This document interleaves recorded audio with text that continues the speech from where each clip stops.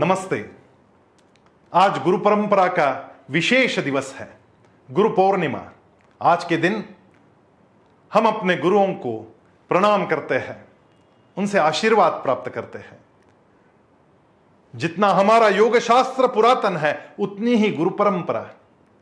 और इसीलिए तो भगवान श्री कृष्ण योगेश्वर के रूप में जब अर्जुन को उपदेश दे रहे थे, उस गीता के उपदेश में स्वयं भगवान श्री कृष्ण ने कहा, योगः प्रोक्तः पुरातनः। यह अत्यंत पुरातन शास्त्र है, और जितना ये शास्त्र पुरातन है उतनी ही गुरु परंपरा। योग को आज सारी दुनिया देख रही है। हमारे आदरणीय प्रधानमंत्री श्री नरेंद्र जी मोदी द्वारा योग दिवस की संकल्पना को मूर्त रूप दिया गया, और 21 जून को सारा विश्व योग दिवस मनाने लगा। हमारी गुरु परंपरा में योगर्षि स्वामी रामदेव जी महाराज को लेकर अनेक गुरुओं ने इस योग शास्त्र का मार्गदर्शन सारे विश्व को दिया। और आज खेल के रूप में भी योगासन को स्वीकार किया गया। इस वर्ष खेलो इंडिया में योगासन खेल के रूप में प्रस्तुत किया गया। यह अद्भुत घटना है, क्योंकि केवल योगासन खेल के लिए नहीं, अपितु सारे ही खेल, फिर वो क्रिकेट हो, बैडमिंटन हो, लॉन टेनिस हो, मार्शल आर्ट्स हो, सारे ही खेलों में खिलाड़ी योग मार्ग पर चल रहे हैं। क्या कारण है इसका?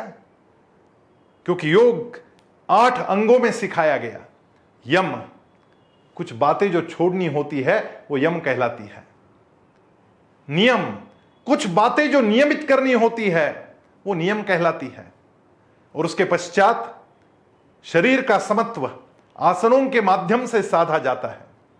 समम काय शिरोग्रीवन धारयन न चलम स्थिरम। हमारी काया यानी हमारी रीढ़ की हड्डी, शिर यानी हमारा मस्तिष्क, और ग्रीवा यानी हमारी गर्दन, इन तीनों को एक सीध में रखने का प्रयास करना। इससे होता यह है कि हमारा डायफ्राम नीचे उतरता है, हमारे फेफड़े पूरी क्षमता के साथ श्वास ले सकते हैं और हमारे शरीर के ऑक्सीजन लेवल को बढ़ाते हैं। हमारे मस्तिष्क में अधिक मात्रा में ऑक्सीजन पहुंचती है। फिर आसनों के बाद प्राणायाम कहा गया, जिससे इस क्षमता को और भी बढ़ाया जाता है।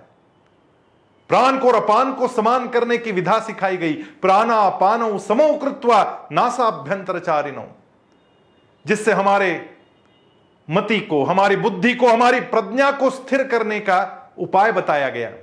और जिसकी प्रज्ञा स्थिर हो गई उसके निर्णय सही होते हैं। इसलिए वो खिलाड़ी केवल अपना स्टैमिना नहीं बढ़ाता है, केवल लचीलापन नहीं साधता है, वो सही निर्णय करने के लिए भी क्षमता प्राप्त करता है योग के माध्यम से। और इसलिए योग शास्त्र की बड़ी महत्ता है। जीवन के हर क्षेत्र में यदि आगे बढ़ना हो तो योग का सहारा लेना ही पड़ेगा। और आज सारा विश्व भारत को विश्व गुरु के रूप में मान्यता दे रहा है, इस योग को मान्यता दे रहा है, उस योगिक परंपरा का।